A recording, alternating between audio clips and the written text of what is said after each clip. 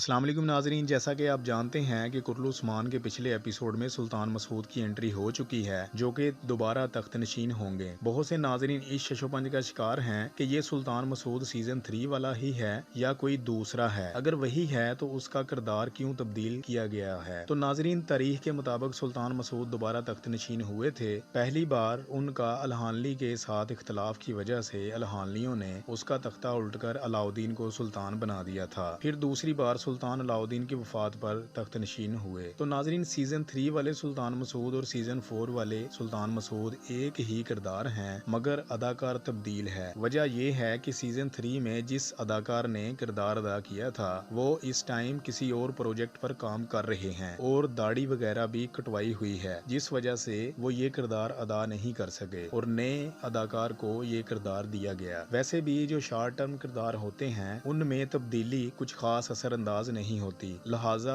इसी के साथ गुजारा करें। इसी के साथ मुझे इजाजत दीजिए। अल्लाह हाफिज।